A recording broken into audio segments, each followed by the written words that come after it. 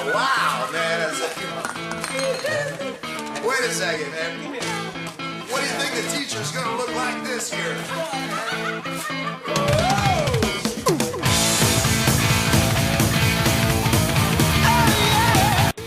Hi, Jim Klein here with a educational and hopefully entertaining video that's going to show you how to design the outdoor structure that's just right for you using the same techniques I've been using for nearly 30 years. Now before you go doubting your abilities, look at this.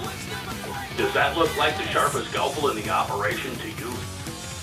One thing I do know after not only designing but building thousands of these structures, it is just like brain surgery. It's really fun when you know how to do it. Still skeptical? I've got good news for you. We are going to start paying you $200 an hour right now to become a gazebo and pergola designer. The bad news is the job only lasts about 30 minutes. But if you call up or email, hey, I just watched your video and here's my measurements for a gable roof pavilion, we'll take $100 off the top of your bill. I wish we could do more, but the fact of the matter is we're pretty streamlined and we would never send out a commissioned salesman in his fancy khaki pants to come and take $400, $800, $1,200 of your hard-earned money and then send Riff and Raph out to do the work. Not gonna happen. $100 off your bill, gonna happen. So if you think saving a little and potentially a lot of money and having a big hand in designing the structure you've been wanting sounds like a hoot to you, go find your tape measure, because Gazebo and Pergola 101 is about to begin.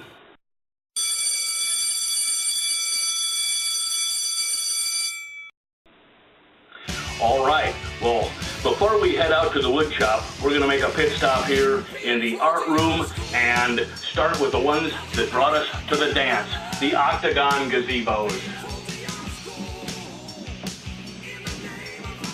Okay, now, invented by the Egyptians 5,000 years ago, okay, this is nothing new here, folks.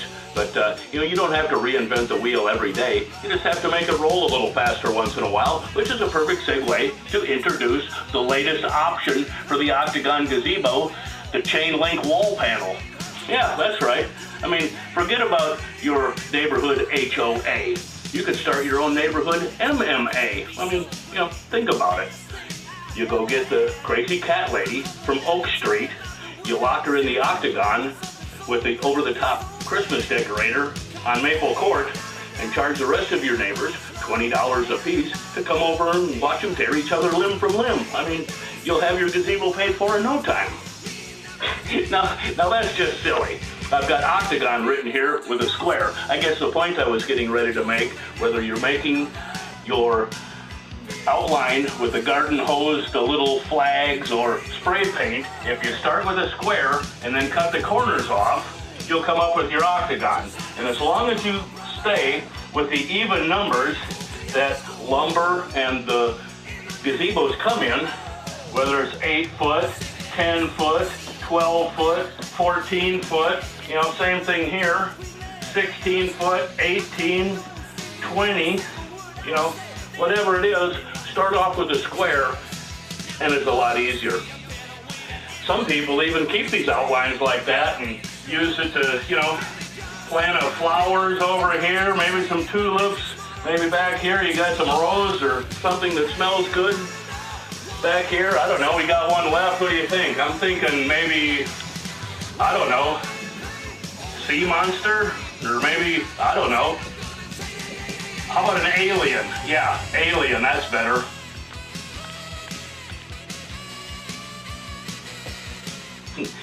Take me to your liter.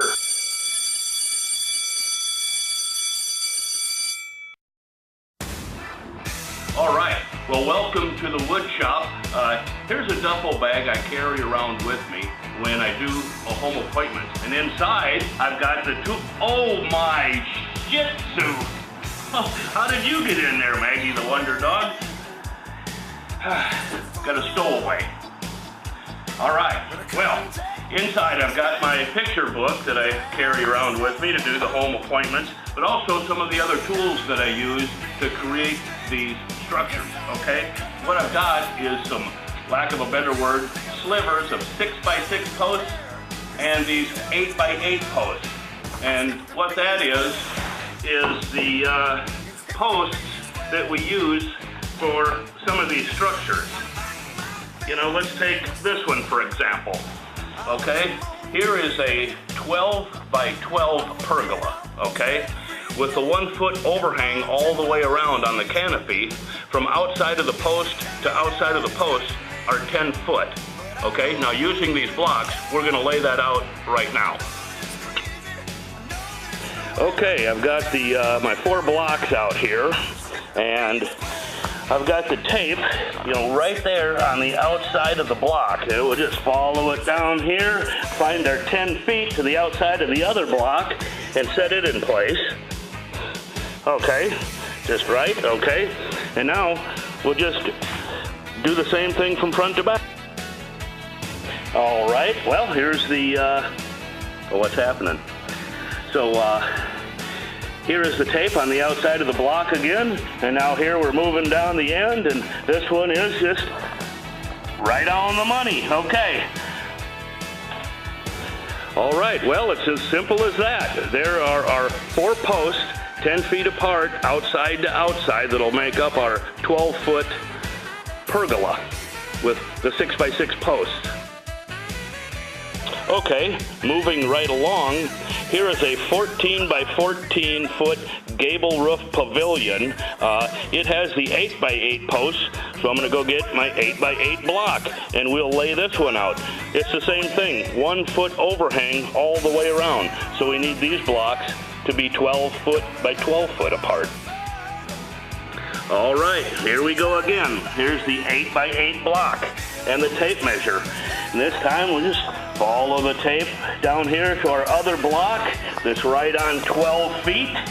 Okay, to the outside of the block. It's always to the outside of the block. And we back up. I've already got the back one set up, and that will create our 14 by 14 footprint for the gable roof pavilion. Okay, so we're just, minding our own business when we get a call from a customer that lives just outside of New Orleans, Louisiana, and asks us to build a combo. What we have here is a 16 by 16 foot gable roof pavilion with a pergola on each side of it, okay? So that's what it looks, the elevation drawing that he got. And here is the overhead view, okay? So what we're gonna do is take that and those measurements and create a superstructure, okay? Now, most people don't have a bunch of 8x8 blocks laying around, so I found some things laying around. I mean, you could use some patterns that you create 8-inch blocks out of, but you know, you don't need to do that. I mean, you could use the lawn sprinkler, okay? You could use a potted plant, okay? You could go into your rock collection, get your piece of pink quartz, okay? Maybe you go into your Southern rock collection and get your autographed album of Charlie Daniels, okay? Maybe you get your statue of Charlie Daniels playing the fiddle, or perhaps a picture of your best friend, or even just your best friend, okay? Now we're gonna get busy and lay this out using these props. Okay, now, this structure is a 16 by 32 overall size, so we have a post footprint of 14 by 30. I'm gonna start in the middle by taking the Sharpie and putting it right on 15 feet, and then we'll follow it down that way, and we will follow it down that way. Okay, once again, the tape is right on the outside of our post, okay? Now you really have to start in the middle, which we did, okay?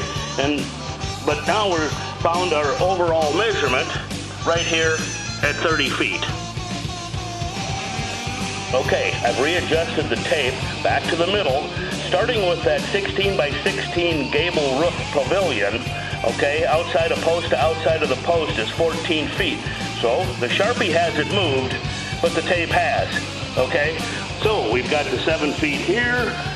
We have the potted plant here, and down at our 14 feet, it's the lawn sprinkler.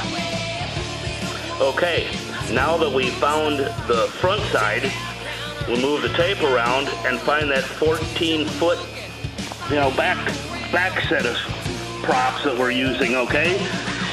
Now, see that? Right there at 14 feet. Oh, sure, the album's about 12 by 12, but as long as you measure to the outside, it just doesn't matter. Okay, here's the other props. We've got the picture of your best friend. We've got the pink quartz. And finally, the greatest prop of all time, Cooter Brown. Okay, that is going to lay out the entire 16 by 32 pavilion pergola combo.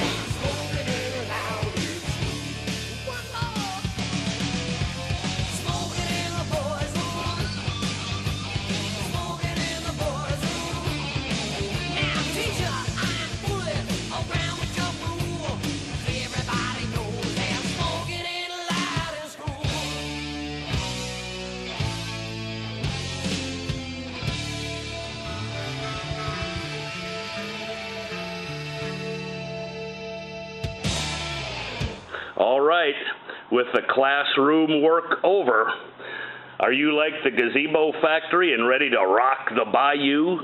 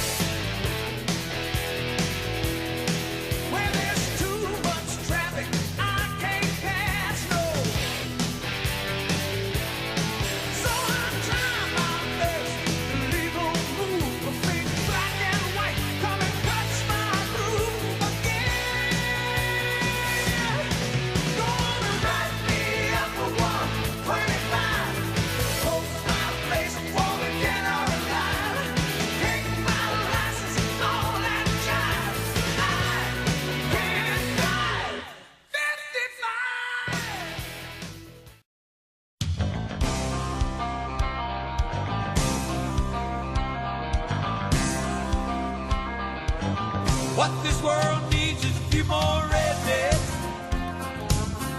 so people ain't afraid to take a stand. What this world needs is a little more respect for the Lord and the law and the working man. And we could use a little peace and satisfaction. Some good people up front to take the lead.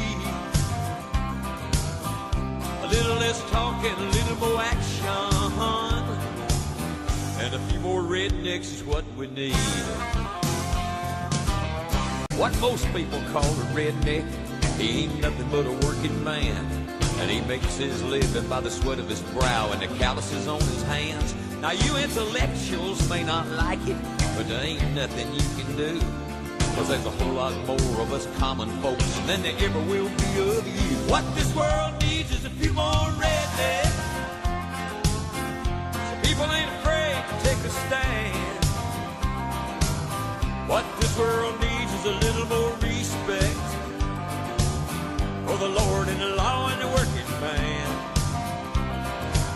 And we can use a little peace and satisfaction, so good people up front take the lead. Need a little less talk and a little more action, and a few more rednecks is what we need. That's what we need. And a few more rednecks is what we need.